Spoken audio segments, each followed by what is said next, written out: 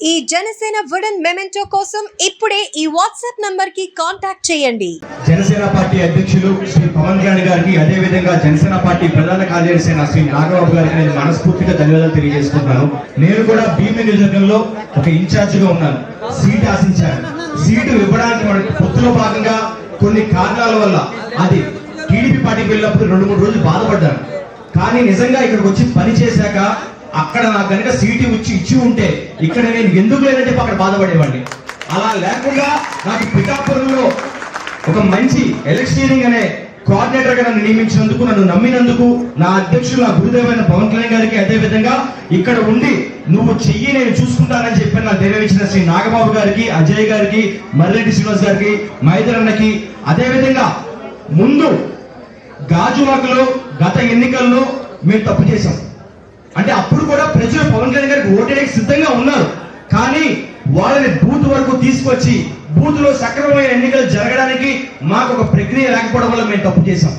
దాన్ని నేను అర్థం చేసుకుని దాదాపు 50 మంది బూత్ ఏజెంట్లతో మాట్లాడి గాజువాకలో ఆ తప్పుని సరి చేసుకుని ఇక్కడ ఏ విధంగా మనం ఉండాలి, ఓటు వేయడానికి వచ్చే ఓటర్ని స్వచ్ఛందంగా మనసులో ఉన్న గుర్తుకి ఓటేసే విధంగా మనం ఎలాంటి వాతావరణం క్రియేట్ చేయాలని చెప్పి దాన్ని స్టడీ చేసి మీ అందరికీ నేను చెప్పడం జరిగింది.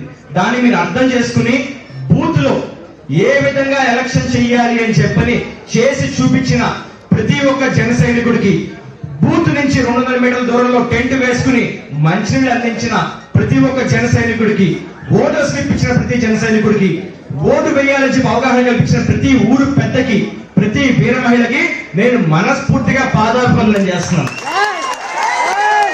ఓటర్లు ఎప్పుడూ ఉన్నారు జనసేన పార్టీకి వేయడానికి, కానీ ఓటు వేయించే ప్రక్రియ అనేది ఈ రోజు మనం అర్థం చేసుకున్నాం.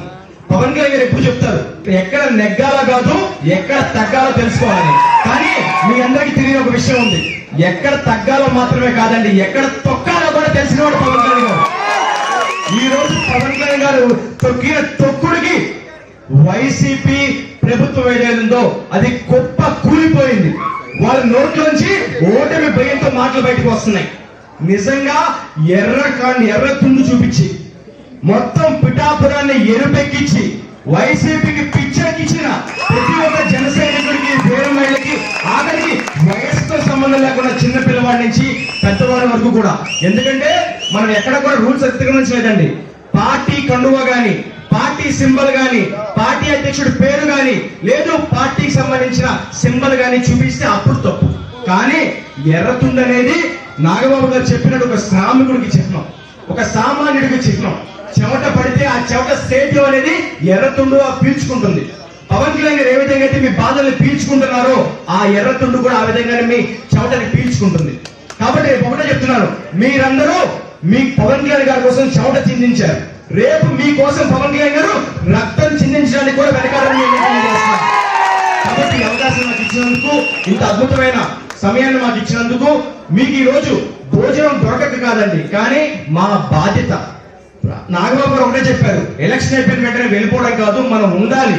ఉండి అధ్యక్షుడు పవన్ కళ్యాణ్ గారు సూచించిన విధంగా మన కోసం బూత్ లో కష్టపడిన ప్రతి ఒక్కరికి ఆ రోజు మనం భోజనం అందించామో లేదో పక్కన పెడితే ఈ రోజు నేను అందించాలి అని చెప్పని స్వయంగా ఆయనే తయారు చేపించి పవన్ కళ్యాణ్ గారి తరఫున భోజనం తీసుకొచ్చారు. అది నిజంగా నేను ఒకటే చెప్తాను, తిరుపతి హుండీలో ఏ విధంగా అయితే మొక్కుకుని మనం ముడుపులేస్తామో అంతే పవిత్రతతో పిఠాపురం ప్రజలు మొక్కుకుని మరి ఓటు వేశారు. ఏ ఓటు వేస్ట్ కాదు, ప్రతి ఓటు కూడా సీరియస్ మరి లోపల ఉంది. 4వ తారీఖున మిగతా విషయాలు మాట్లాడుకుందాం. కాబట్టి అందరికీ మరొకసారి నమస్కరించుకుంటూ, నాకు ఈ అవకాశం ఇచ్చిన అధ్యక్షుడు పవన్ కళ్యాణ్ గారికి, పెద్దలు నాగబాబు గారికి, పిఠాపురం ప్రజలకి, జన సైనికులకి, వీర మహిళలకి మరొకసారి నమస్కారం తెలియజేసుకుని సెలవు తీసుకుంటాను. జై జనసేన, జై హింద్.